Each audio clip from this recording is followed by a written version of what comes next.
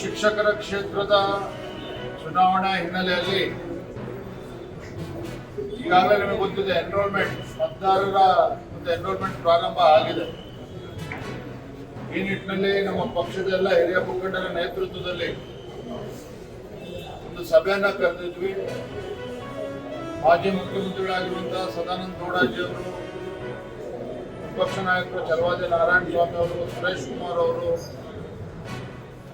ಗರುಡಾಚಾರ್ಯ ಅವರು, ಮುನಿರತ್ನ ಅವರು, ದಾಸರಳ್ಳಿ ಮುನ್ರಾಜ್ ಅವರು, ರಾಮಮೂರ್ತಿ ಅವರು ಎಲ್ಲರ ನೇತೃತ್ವದಲ್ಲಿ ಒಂದು ವಿಶೇಷ ಸಭೆಯನ್ನು ಕರೆದು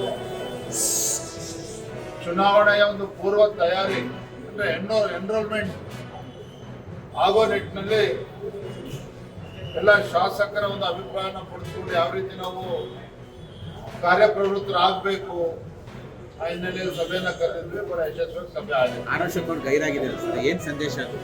ಗೈರೇನಿಲ್ಲ, ಅವ್ರು ಬೇರೆ ಅದೇ ನಿನ್ನೆ ಬೆಳಗ್ಗೆ ತೀರ್ಮಾನ ಆಗಿರ್ತಕ್ಕಂಥ ಸಭೆ.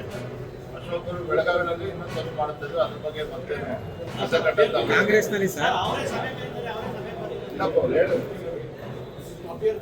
ಆ ರೀತಿ ಡಿ.ಕೆ ಶಿವಕುಮಾರ್ ಸಿದ್ದರಾಮಯ್ಯ ಇರ್ತಕ್ಕಂಥ ಸಮಸ್ಯೆ ನಮ್ಮಲ್ಲಿ. ಕಾಂಗ್ರೆಸ್ನಲ್ಲಿ ಇಷ್ಟೆಲ್ಲ ನಡೀತಿರುವಾಗ ವಿರೋಧ ಪಕ್ಷವಾಗಿ ಬಿಜೆಪಿ ಕಡಿವಾಣ ಹಾಕಿ ಕಾನೂನು ಕ್ರಮ ಜರುಗಿಸಲಿಲ್ಲ ಅಂದ್ರೆ ಮುಂದೊಂದು ದಿನ ಉಗ್ರ ಹೋರಾಟವನ್ನ ಮಾಡಬೇಕಾಗುತ್ತೆ. ಇಡೀ ಗ್ರಾಮ ಮತ್ತೆ ಭಕ್ತಾದಿಗಳು ಸಮೂಹದಲ್ಲಿ ಭಕ್ತಾದಿಗಳು ಸೇರಿ ದೊಡ್ಡ ಮಟ್ಟಕ್ಕೆ ಹೋರಾಟವನ್ನ ಮಾಡಬೇಕಾಗುತ್ತೆ ಅಂತ ಈ ಪತ್ರಿಕಾ ಮಾಧ್ಯಮದಲ್ಲಿ ನಾವು ಮನವಿ ಮಾಡ್ಕೊಳ್ತಾ ಇದ್ದೀವಿ. ಒಟ್ಟಾರೆ ಎಷ್ಟಾಗಿದೆ, ಎಷ್ಟು ಕಾರಣ ಆಗಿದೆ? ಸುಮಾರು 10 ಲಕ್ಷಕ್ಕೂ ಹೆಚ್ಚು ಹಣವನ್ನ ಲೂಟಿ ಮಾಡಲಾಗಿದೆ. ಇನ್ನು ನಮಗೆ ಸ್ವಲ್ಪ ಮಾಹಿತಿ ಕೊಟ್ಟಿದ್ದಾರೆ. 1.5 ಕೋಟಿ ಆಗಿದೆ.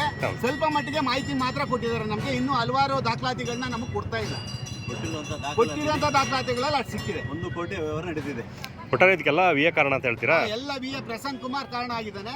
ಅದ್ರ ಜೊತೆಗೆ ಗುಮಾಸ್ತೆ ಪೂರ್ಣಿಮಾ ಮತ್ತೆ ಕಾರಣ ಆಗಿದ್ದಾಳೆ. ಅದ್ರ ಜೊತೆಗೆ ಗ್ರಾಮ ಪಂಚಾಯತಿ ಸದಸ್ಯನ ಹೆಸರಲ್ಲಿ ಆಗಿದೆ, ಅವರ ಅಣ್ಣನ ಹೆಸರಲ್ಲಿ ಆಗಿದೆ. ಮತ್ತೆ ಹೀಗೆ ಹಲವಾರು, ಆಮೇಲೆ ಶ್ರೀನಾಥ ಅನ್ನೋ ಹುಡುಗ ಅವ್ನು JCPನೇ ಮೆಡಿಕಲ್ ನಾನು ನನ್ನ ಹೆಸರಲ್ಲಿ ಏನು ಬಿಲ್ ಮಾಡಿದ್ರೆ ಅಂತ ಹೇಳಿ ಮೊನ್ನೆ ಇಲ್ಲ ಬಂದು ನೇರವಾಗಿ ಈಗ ಅವನ ಹೆಸರಲ್ಲಿ ಬಿಲ್ ಆಗಿದೆ.